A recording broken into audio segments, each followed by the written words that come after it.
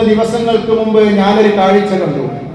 ഒരു 80-85 വയസ്സുള്ള ഒരു സ്ത്രീ തന്റെ വളർത്തുമൃഗമായ പശുവിനെ തന്റെ കുട്ടികളെ നോക്കുന്നത് പോലെ നോക്കുന്ന ഒരു സ്ത്രീ ആലയിലേക്ക് ആ പശുവിനെ കൊണ്ടുപോയി കെട്ടുമ്പോ ആ സ്ത്രീ ആ പശു അറിയാതെ തന്റെ വാലുകൊണ്ട് ഒന്ന് വീശിയപ്പോൾ ആ സ്ത്രീയുടെ മുഖത്തടിച്ചു, തട്ടിപ്പോയി.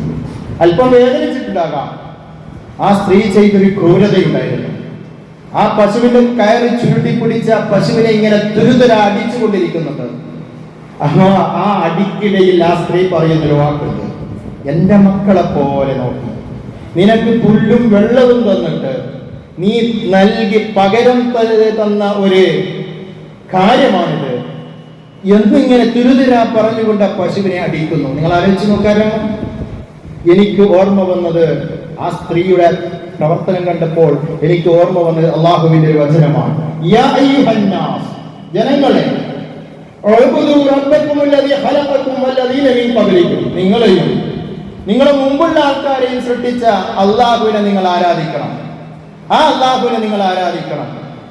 85 വയസ്സുള്ള ഈ സ്ത്രീ ഒരു 15 വർഷം കുട്ടിക്കാലവും കഴിച്ച് ബാക്കിയുള്ള കാലങ്ങളെല്ലാം കഴിഞ്ഞു പോയിട്ടും അള്ളാഹുവിന് വേണ്ടിയിട്ട് തന്റെ നെറ്റി പോലും അള്ളാഹുവിനെ വിശ്വസിക്കാൻ പോലും തയ്യാറാകാത്ത അന്താദ എന്നാണ് അള്ളാഹു തആല ആയത്തിന്റെ അവസാനം പറയുന്നത്. ആ അന്താദുകളെ സ്വീകരിക്കുന്ന ഒരു സ്ത്രീ, വിശ്വാസിയല്ലാത്തത് കൊണ്ട് ആ സ്ത്രീ ഇത്രയും കാലം ജീവിക്കുമ്പോൾ ആ പടച്ചവൻ ഇതിന്റെ പേരിൽ ഒരു പരിഭവമില്ല. എന്നെ അംഗീകരിച്ചില്ലല്ലോ, എനിക്ക് ആരാധന നടത്തിയില്ലല്ലോ, എന്നെ കൊണ്ട് വിശ്വസിച്ചില്ലല്ലോ, എന്നെ കൊണ്ട് അന്താദുകൾ എനിക്ക് പകരം എന്റെ കൂടെ പല ആരാധനയും സമന്മാരെ ഉണ്ടാക്കിയല്ലോ എന്നുള്ള ഒരു പരിഭവം അള്ളാഹു അവിടെ കാണിച്ചില്ല. എത്ര ദയാലുവാണ് നമ്മുടെ പടച്ചവൻ, നിങ്ങൾ ആലോചിച്ച് നോക്കൂ. നമ്മുടെ സർക്കാർ എത്ര ദയാലുവാണ്. ഒരു പകരവും ആ അള്ളാഹു ഒരു സൃഷ്ടിയോടും കാണിക്കുന്നില്ല. ഇത് കേവലം ആ സ്ത്രീയിൽ മാത്രം പരിമിതപ്പെടുന്ന ഒരു കാര്യമല്ല. നമ്മളിലെല്ലാം ഈ ചിന്ത ഉണ്ടാകേണ്ടതാണ്. ഈ ഒരു നിർദ്ദേശം നമ്മളിൽ എല്ലാവരിലും ഉണ്ടാകേണ്ടതാണ്. അയ്യുഹന്നാസ്, ജനങ്ങളെ എന്ന് വിളിച്ചിട്ടാണ് അല്ലാഹു തആല പറയുന്നത്. ഞാൻ ഒന്നുകൂടി പറഞ്ഞോട്ടെ. പരിശുദ്ധ ഖുർആനില് ഒരു മൃഗത്തിന്റെ, ഒരു കുതിരയെ അല്ലാഹു തആല പ്രതിപാദിക്കുന്നുണ്ട്.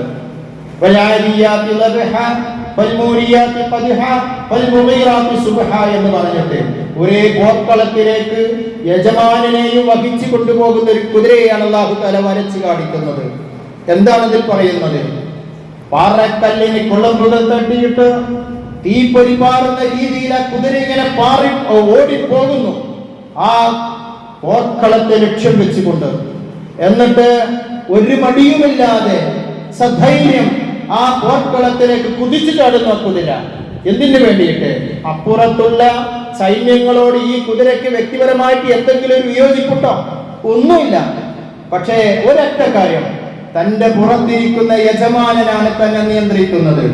തനിക്ക് വെള്ളവും ഭക്ഷണവും തരുന്ന തന്റെ യജമാനൻ എങ്ങോട്ടാണോ എന്റെ കടിഞ്ഞാനം പിടിക്കുന്നത് ആ ഭാഗത്തെ ഓടുക എന്നതാണ് എന്റെ ഡ്യൂട്ടിയെങ്കിൽ, പ്രിയപ്പെട്ടവരെ, നമ്മളൊന്ന് ആലോചിച്ചു നോക്ക്.